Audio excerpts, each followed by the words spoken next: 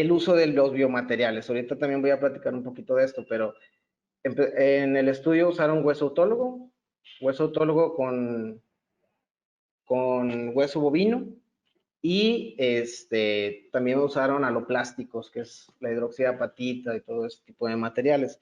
Se dieron cuenta en el estudio que usando las membranas de colágeno, usando implantes dentales, usando hueso autólogo y hueso bovino combinado, lograban tener una regeneración mayor a 7 milímetros de manera horizontal. Ahora, los resultados clínicos de este estudio arrojaron que la regeneración horizontal fue mayor en donde se colocaban implantes, es algo que había comentado, que en los sitios en donde solo fue la regeneración seriada. La medición clínica que se hizo en ese momento fue una media de 5.56 milímetros en 8 meses de cicatrización, que significa que tanto la regeneración ósea de manera horizontal con el uso de membrana de colágeno y hueso, tanto con el uso de materiales no reabsorbibles, como podría ser una membrana de politetrafluoretileno expandido o con refuerzo de titanio, dieron una media de 5.56 milímetros. Solo que en el estudio te menciona que cuando usaron implantes fue mayor. Entonces, la discusión era que las membranas de colágeno comparadas con las membranas no reabsorbibles tuvieron los mismos resultados, pero con el uso de membranas de colágeno existen menores riesgos de exposición. Así que vamos a repasar un poquito de los biomateriales. En el mundo de la regeneración ósea guiada, los biomateriales se van a dividir en dos grandes grupos, que es el uso del hueso, la membrana. Existen otros biomateriales como lo que es la proteína morfogenética, pero ya hablando de manera clínica, estos son los que van a estar al alcance de nuestras manos para poderlos usar. Y estos mismos dos grupos se dividen en subgrupos. El hueso lo vamos a dividir en hueso autólogo, que el origen viene siendo el paciente. El aloinjerto, que es el origen, vendría siendo... Bueno, ¿sí me escuchan? Se cortó. Sí, doctor, sí lo escuchamos. Perfecto. Y el hueso, los aloinjertos, son injertos que vienen siendo de la misma especie, pero de diferente individuo, que es el hueso cadavérico, que ya viene liofilizado. Los senoinjertos son huesos que también son liofilizados, pero son de diferente especie, que pueden ser bovinos, equinos, porcinos, y los aloplásticos, que podrían ser el fosfato tricálcico, la hidroxiapatita. Muy bien. Entonces, estos materiales o estos biomateriales tienen unas funciones específicas. El hueso autólogo, yo siempre pongo de hecho lo tengo escalado así, por el simple hecho de que es el mejor hueso que se puede usar contra el peor hueso que se puede, o peor material que se puede usar para regenerar. El hueso autólogo es el mejor hueso que va a existir y que va a seguir existiendo, porque tiene las propiedades de tener células vivas, de tener células con procesos osteogénicos, y es del mismo paciente. El hueso que tendría unas virtudes similares sería el aloinjerto, porque vendría siendo de la misma especie. La diferencia es que no hay que tomarlo, eso ya lo podemos comprar. Esa es la principal desventaja del hueso autólogo, que a veces puede ser limitante la obtención del mismo y involucra una segunda cirugía que va a traumatizar mucho más a los pacientes. Entonces es muy importante saber por qué y cuándo se debe usar cada uno. Está la siguiente subdivisión, que vendrían siendo los senoinjertos. Estos van enfocados específicamente para cuando queremos hacer regeneraciones lentas, de reabsorción lento, para darle el mayor tiempo posible para que haya un intercambio celular entre el injerto, el hueso y el cuerpo, y sobre todo pues todas las células osteogénicas. Y el aloplástico, que yo ya casi lo tengo descartado como algo de mi catálogo. ¿Por qué? Porque tiene la menor cantidad de regeneración, o de los peores resultados, y tiene una reabsorción que es el doble de lenta que los senoinjertos. Entonces, yo prácticamente no uso aloplásticos, pero sí uso mucho los primeros tres y tiendo a combinarlos en ciertas técnicas. Después tenemos las membranas, que las membranas se dividen en dos grupos muy fáciles, que son las no reabsorbibles, que vendrían siendo las de politetrafluoretileno, pueden tener refuerzos o no de titanio, y están las membranas que son reabsorbibles. Estas membranas son las de colágeno. Cada una tiene sus ventajas y se usan para el mismo procedimiento en algunos casos y también son para procedimientos muy específicos. Entonces, las membranas no reabsorbibles yo generalmente las tiendo a usar en regeneraciones verticales junto con horizontales, y las membranas reabsorbibles tiendo a usarlas también para regeneraciones verticales y horizontales, pero con el uso de implantes exclusivamente. Entonces, la técnica que les pienso eh, mostrar el día de hoy, una técnica que va exclusivamente para que en tu consultorio la puedas usar, para que pueda ser sencilla, claro, para que sea muy manipulable. Entonces, nosotros vamos a usar el uso de los biomateriales. A mí me gusta mucho combinar dos en específico, porque creo yo que son los mejores que se pueden usar sin lastimar al paciente. Uno de ellos son los aloinjertos y otros son los senoinjertos, y las membranas reabsorbibles, siempre y cuando y vaya en conjunto con los implantes. Generalmente, no fue buena idea, así que la he dejado por ahí. Fijaos que, aunque también está muy bien conseguido, no tiene nada que ver este mango con el mango de la raíz. Este es mucho más pequeño, o al menos más bajito. usar membranas Ese cuando lo subamos, se genera. combinados. Y eso es una... Pero no por aquí tenemos también esta parte para esta técnica específico, vamos a usar aloinjertos, senoinjertos y membranas reabsorbibles, ya que el objetivo va a ser colocar implantes. Bueno, muy bien. Vamos a empezar con los casos clínicos. El primer caso clínico va a ir enfocado a la regeneración vertical con el uso de implantes y membrana de colágeno. Aquí vamos a usar aloinjerto. En este caso clínico, vamos a notar que clínicamente no se observa la pérdida de hueso de manera vertical, pero en una foto oclusal ya vamos a ver la pérdida de hueso horizontal. Es esta porción lo que se perdió.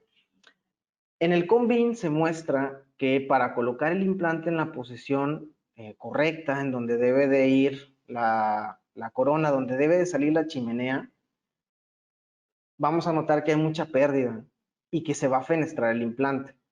Entonces, si yo simulo dónde quiero colocar mi implante, al momento que yo abra el colgajo de espesor parcial, de espesor total, perdón, y note la pérdida de hueso real, va a quedar relativamente la tabla vestibular o una porción o totalmente expuesta a la hora de hacer el fresado en la posición en donde yo quiero colocar el implante. Entonces, es muy importante a la hora de planear, siempre planear junto con tu rehabilitador y siempre planear en la posición que él lo requiere. Para esto existen los biomateriales, para dejar el espacio que va a ser el adecuado para los implantes. Ahora, vamos a empezar con la cirugía. En la foto vamos a ver un colgajo de espesor total. Aquí se hizo un fresado a bajas velocidades, con una intención muy específica, que es densificar el hueso. El hueso en la parte superior generalmente tiende a ser tipo 2, con tendencia tipo 3, que vendría siendo más poroso. Y la parte inferior generalmente siempre es tipo 1, tipo 2, es casi el ideal. Ahora, al momento de bajar el implante o de fresar, yo siempre tiendo a dejar una fresa antes de que termine de colocar el implante. En vez de colocar mi fresa final, voy a quedarme una fresa antes, porque al momento que baje el implante va a empezar a densificar y va a empezar a expandir, y eso me ayuda a tener una retención primaria. Entonces, una vez que ya colocamos el implante, ya fresamos a velocidades bajas, vamos a empezar a hacer algo que se llama corticalización.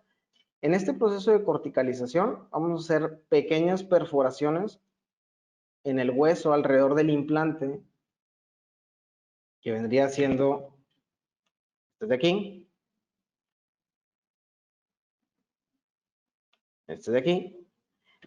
Obviamente paré para poder tomar la foto porque una vez que termine de hacer la corticalización, va a empezar a sangrar bastante, entonces no me va a dar la oportunidad de tomar la foto, pero así es como se empieza la corticalización. Empieza a hacer pequeñas perforaciones alrededor del implante y una vez que ya hayas terminado de hacer la corticalización, vamos a empezar a colocar el hueso.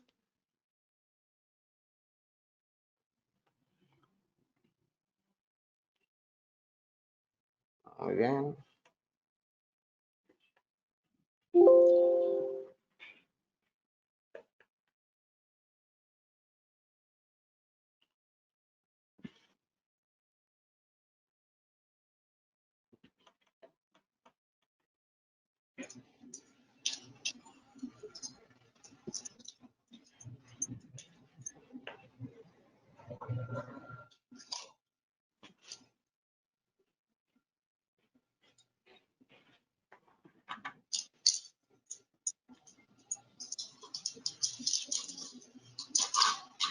Perfecto. Ahora sí, ya que terminamos de hacer la corticalización, vamos a colocar, en este caso usamos un aloinjerto. ¿Por qué? Porque sabemos que el aloinjerto en promedio se va a reabsorber entre los 3, 4 meses y que el defecto no es tanto. Todavía tenemos una porción coronal donde está nuestro implante y ¿qué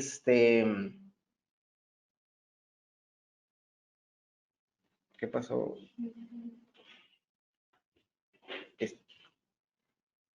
Y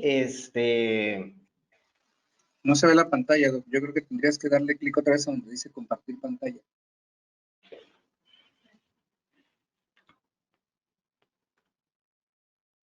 Se fue la pantalla.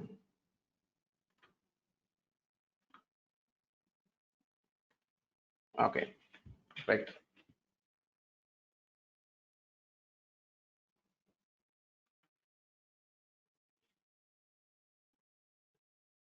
Muy bien. Bueno. Ahora sí, ya una vez que hicimos corticalización, colocamos un aloinjerto. Aloinjerto, ¿por qué? Porque sé que el defecto, todavía tenemos una porción coronal en donde sé que hay sangre que va a darle porción a mi injerto y yo necesito que se reabsorba en un promedio de 3 o 4 meses. Siempre, uno de los consejos que yo les puedo dar es usar partículas grandes. Cuando vamos a hacer una regeneración ósea guiada, tenemos que usar partícula grande porque es la que más se va a tardar en reabsorberse y nos va a dar el tiempo suficiente para lograrlo. Aquí no usamos hueso autólogo, fue puramente a lo injerto de partícula grande. Después colocamos la membrana de colágeno, es una membrana de colágeno de 16 semanas, creo yo que es suficiente para lograr el objetivo. Y empezamos con las suturas. Las suturas, a mí generalmente me gusta empezar coronal con colchonero vertical modificado, un colchonero horizontal modificado. Y en las descargas verticales me gustan los puntos simples. Siempre trato de usar nylon de 5 ceros. Es muy importante porque es una sutura que es bastante limpia, que es bastante, ¿cómo decirlo? Tiene todas las ventajas.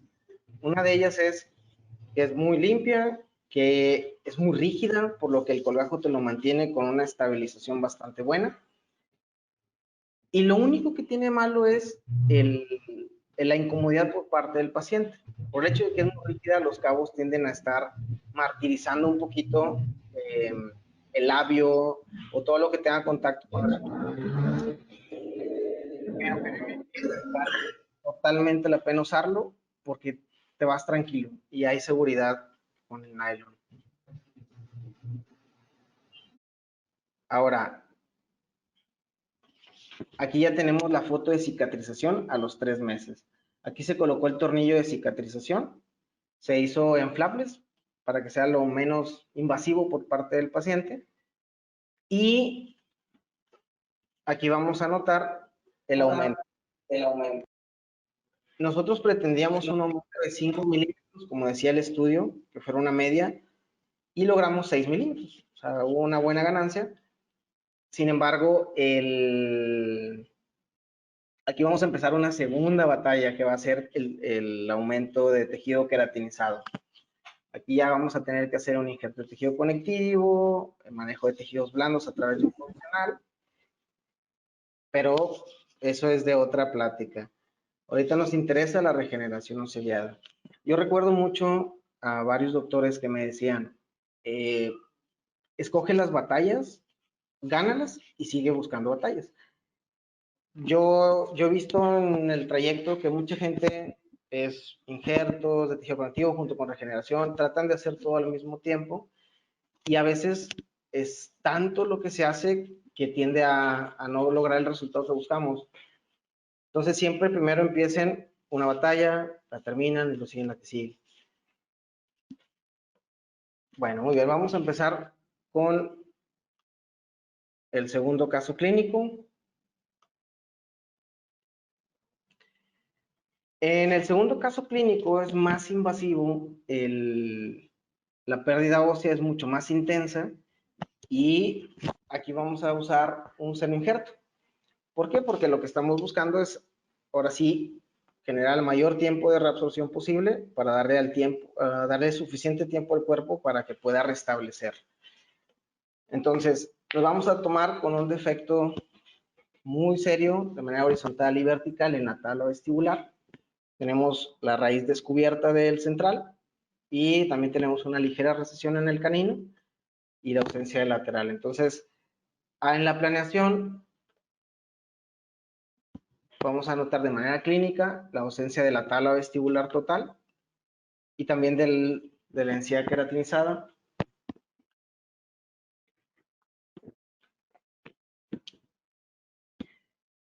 En promedio, la pérdida que tuvimos aquí fue de 6 milímetros.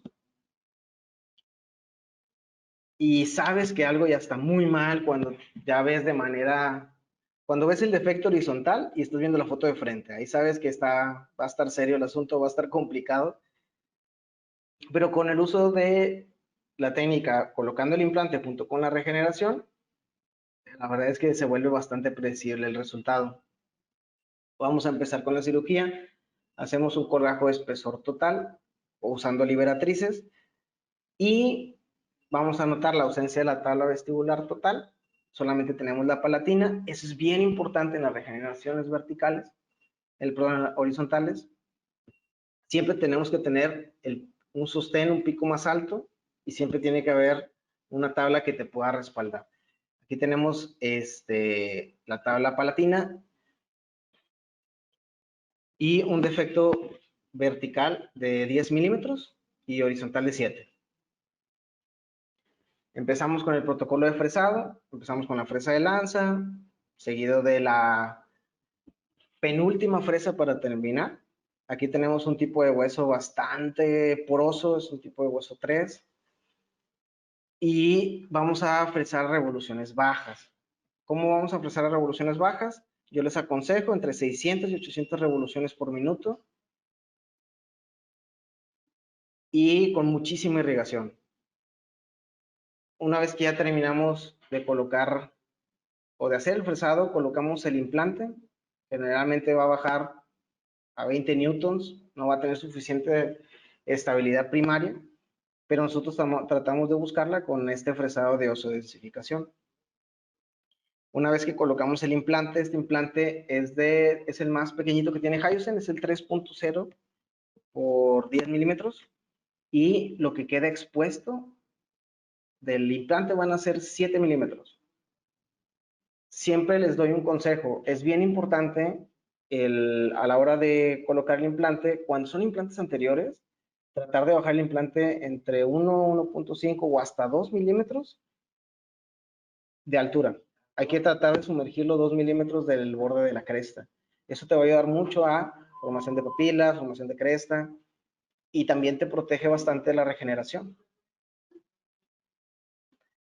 Muy bien. Ahora, aquí vemos la foto oclusal. Vemos lo que es la tapa del implante y vamos a ver el defecto. Ese es mi objetivo. Eso es lo que yo estoy buscando de regeneración.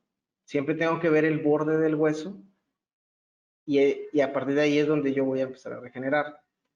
Esa es la distancia que yo pretendo regenerar usando un seno injerto y una membrana de colágeno. Entonces, hacemos el mismo protocolo, colocamos el implante, hacemos la corticalización, colocamos un injerto de partícula grande, que se hace el injerto, y una membrana de colágeno de 16 semanas. Y empezamos a colocar suturas. Aquí en este caso específicamente usamos suturas reabsorbibles, ya que el paciente no es residente del estado, entonces tenía que salir y yo ya no lo iba a poder ver para hacer el retiro. Entonces, igual pusimos un colchonero horizontal modificado en la zona oclusal y puntos simples en las verticales. Y aquí viene lo interesante. Generalmente yo tiendo a agregar eso de más. Mi objetivo es la primera línea. Esa es donde yo pretendo regenerar, pero siempre coloco injerto de más, en promedio como 3 milímetros a nivel circunferencial de más, porque sé que en el proceso inflamatorio y en el proceso en donde empiece la osteogénesis va a haber una reabsorción, y me ha pasado que hay pacientes que tienen un exceso de reabsorción y por eso no logramos el objetivo. Entonces, si agregamos 2, 3 milímetros circunferenciales de más de hueso, nos aseguramos que aunque el paciente tenga un proceso de reabsorción, que sus osteoclastos sean muchísimo más ágiles y rudos que los osteoblastos, vamos a lograr la regeneración que estamos buscando. Entonces siempre trato de poner de más. Entonces aquí básicamente metimos un cese completo. Y pasó algo que no me di cuenta hasta que ya se había ido el paciente, hasta que yo me puse a editar fotos a la semana y me di cuenta que se había quedado expuesta una porción de la membrana. No les voy a mentir, colegas, esa noche no dormí muy bien cuando me di cuenta, porque yo sé que cuando se descubre una membrana en el operatorio, o sea, que no logré tener el cierre primario, lo más probable es que en el postoperatorio se va a exponer todavía más. Solo que las membranas de colágeno tienen una ventaja particular, que es, son biocompatibles y pueden llegar a formar porción de tejido de reparación, lo que ayuda a cerrar la herida. Claro que en ese momento yo no me sentí muy cómodo, la verdad es que sí me sentí un poco mal, pero por eso es que es muy importante tomar fotos. Yo siento que el crecimiento personal que he tenido como periodoncista ha sido a través de tomar fotos, de ver mis casos clínicos después de haberlos operado y saber que puedo mejorar, que debo de tener más atención en ciertos factores y cuestiones en las que yo en ese momento no tuve lucidez. Y así es como tú puedes avanzar y cada día ser mejor en el acto quirúrgico. Así que, colegas, les aconsejo que tomen muchas fotos, documenten sus casos y todo el tiempo estar en constante crecimiento. Entonces, se quedó la membrana expuesta. Yo a la paciente no tuve oportunidad de verla hasta que tuviera oportunidad ella de venir a Monterrey otra vez a la clínica. Y literal regresó 5 meses después. Cuando ella me preguntó por teléfono, Doc, ¿cuándo nos vemos? Le digo, yo te quiero ver al mes. Y después nos volvemos a ver a los 5 meses para colocar por tornillo de cicatrización. Me dijo, nada, mejor nos vemos en 5 meses. Así que sí me quedé con la ansia y con esa espinita de cómo le habrá ido. Casi siempre cuando un paciente te marca, sabes que algo anda mal. No me marcó en los 5 meses. Yo sí me reporté, pero ella no. Y todo estaba bien. Ahora, les voy a mostrar el protocolo de fresado. Empezamos con la fresa de lanza. Esa fresa de lanza, generalmente a mí me gusta ponerla en 800 revoluciones por minuto. Yo sé que tiene el hueso bastante poroso, por lo que literal va a parecer como si estuviéramos fresando yeso. Vamos a colocar la fresa, una fresa antes de la final. Si nos vamos a la final y luego bajamos el implante, lo más probable es que va a tener todavía menos estabilidad ese implante. Así que siempre tratamos de quedarnos una fresa antes de la fresa final para que el implante pueda bajar con cierto grado de presión. Y ahí tenemos el implante colocado, junto con el injerto de hueso y un pequeño provisional para que la paciente anduviera un poquito más a gusto. y nos volvemos a ver hasta 5 meses. Aquí lo primero que vamos a notar es que el defecto vertical de la tabla vestibular ya no se percibe tanto. Sigue habiendo la recesión, sigue habiendo tanto del central como del canino, pero el defecto vertical ya no se nota tanto. Si nosotros vemos la foto cruzal, vamos a notar que logramos un poquito más del objetivo de lo que estábamos buscando. Y es muy importante resaltar esto porque nosotros no podemos manipular la biología. Nosotros no podemos dirigir completamente el crecimiento. Podemos estimularlo a que vaya hacia un lugar, que por eso es que se usan las membranas, pero no podemos manipularlo al 100%. Entonces, gracias a Dios, aquí se logró un poquito más del objetivo que estábamos buscando, pero eso se debe al agregado de más de hueso. También se debe a que la paciente es una paciente que tiene muy buena higiene y que sigue todas las indicaciones. Y cuando abrimos el colgajo, vamos a notar que todavía se ven partículas del injerto que no se han podido reabsorber. Estamos hablando que este injerto en promedio y estadísticamente termina la reabsorción en 1 año, pero a los 5 meses ya se puede reentrar para poder colocar tornillo de cicatrización y empezar todo el proceso de la rehabilitación. Ahí se va a ver también la tapa de cierre y se va a ver como si estuviera fresada la tapa de cierre, y esto se debe a que por haber sumergido el implante 2 milímetros se va a llenar de hueso. Pero eso es importante porque eso también nos ayuda al andamiaje vertical y a la formación de papilas. Entonces aquí empiezo a retirar el hueso con una fresa de bola. Obviamente le di algunos fresazos a la tapa, pero pues realmente no importa porque sigue el tornillo de cicatrización. Y ahí tenemos colocado el tornillo de cicatrización. Tenemos toda la tabla vestibular que teníamos perdida, ya la tenemos hecha. Y es muy importante planear con tu rehabilitador, porque nosotros sabemos que si sumergimos el implante 1.5 milímetros, 2 milímetros, vamos a lograr a tener hueso en la periferia, lo que nos va a ayudar también a formar una ligera cresta para poder dar un mejor perfil de emergencia. Pero lo más importante es que el primer objetivo ya se cumplió, que era la formación de la tabla vestibular. En una vista oclusal, vamos a ver la tabla vestibular, vamos a ver las partículas que no se han podido reabsorber, algunas se pegaron al colgajo, pero este proceso de reabsorción va a seguir en promedio 1 año. Entonces, ya el implante tiene suficiente estabilidad para empezar a cargar. Justamente ayer estaba leyendo un artículo del doctor Itz Van Urban que hablaba sobre el uso de biomateriales como el semi-injerto, que para él, a él le importaba mucho que el injerto no se reabsorbiera del todo al 100%, porque eso mantenía la estabilidad en regeneraciones verticales y sobre todo también en regeneraciones horizontales. Es por eso que es un material que considero que tiene muchas propiedades muy positivas. Si lo podemos mezclar con un hueso autólogo, todo esto potencializa demasiado la regeneración. Una vez que ya tenemos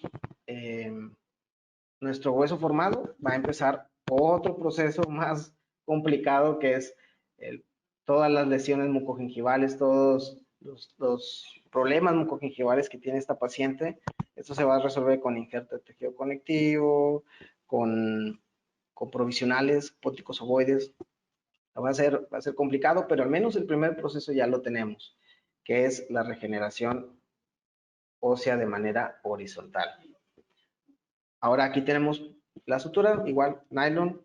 Aquí la paciente sí se va a quedar 15 días, entonces ya optamos por usar el nylon. Y ya solamente es esperar el tiempo de cicatrización, promedio va a ser 1 mes, y vamos a empezar con el proceso de tejido conectivo. Ahora, les agradezco mucho que se hayan quedado en la plática. El objetivo principal de esta plática era aportar un poquito al gremio, distraernos un poco también de esto del coronavirus. y crecer todos. La verdad es que yo no considero que lo sé todo, así que también sé que va a haber mucha retroalimentación.